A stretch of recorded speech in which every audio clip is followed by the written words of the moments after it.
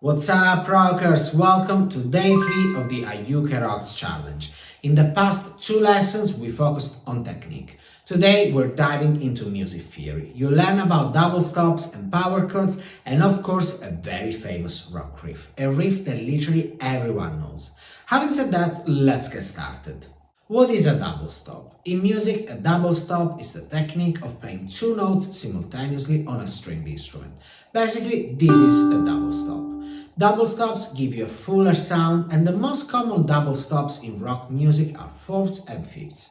You have fourths when you play the first note, the root, and the perfect fourth, like this. You have fifths when you play the first note, the root, and the perfect fifth, like this. Now, this root and perfect fifth thing brings us to a very important topic: power chords. A power chord consists of 2 notes, the root note and the fifth.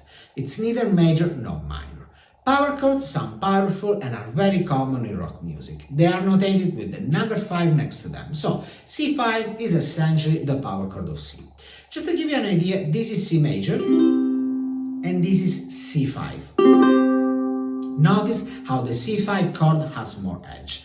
Because power chords lack thirds, they can be used instead of both major or minor chords. Now let's learn a riff that uses double stops and in a way incorporates power chords as well.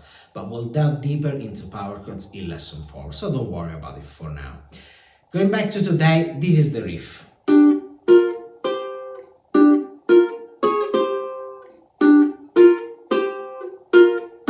Yes, Smoke on the Water, I'm sure you know it. Let's break it down. You start with the 2nd fret on the 3rd string and the 3rd fret on the 2nd string together. Of course, this was a double stop. You carry on and you have 5 and 6 together and then 7 and 8 together. As you can see, I'm just moving this shape down the fretboard. All together, you carry on and you have 2 and 3, 5 and 6, 8 and 9, and 7 and 8. All together, very simple. For the second part, you simply repeat the riff up to here, and then the ending is different. You have 5 and 6, and you end with 2 and 3. So let's play the second part of the riff.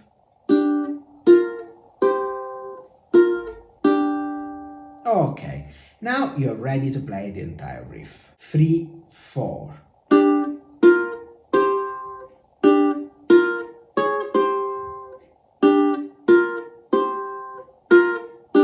Again, 3, 4.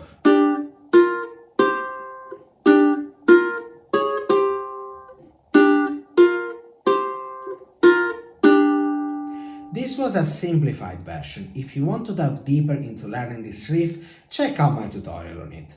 By the way, for the right hand, I was using the thumb for the 3rd string and the index for the 2nd one. If you prefer, you can just use the thumb and it will still work. One more thing, if you look carefully into these double stops, you'll notice that there are also power chords. For example, the first one uses the notes G and D, which are the root and the fifth, but we'll cover power chords more in the next lesson. Your assignment for lesson 3 is to learn and record the main riff from Smoke on the Water. In the challenge folder, you'll find the tabs and the Guitar Pro audio file so that you can be 100% sure of how the riff sounds. You can access the folder from my link in bio if you're watching on Instagram, or from the description if you're watching on YouTube. This is completely free, by the way. Remember to use the hashtag AyukeRocks and mention me in your stories or posts. So don't forget to add @UkuleleLovers1. By doing this, I can see your assignments and you'll have the chance to win one of the prizes: a fantastic Kala solid body tenor ukulele, a lesson with me, or the first edition of my Ayuke Rocks booklets. I will also share your work in my stories and give you some feedback. By the way, if you want to practice more double stops, check out the tutorial for Iron Man by Black Sabbath. The riff in the song features double stops in the 2nd part, along with hammer-ons in the 1st part, making it a perfect choice for revising lesson 2 as well.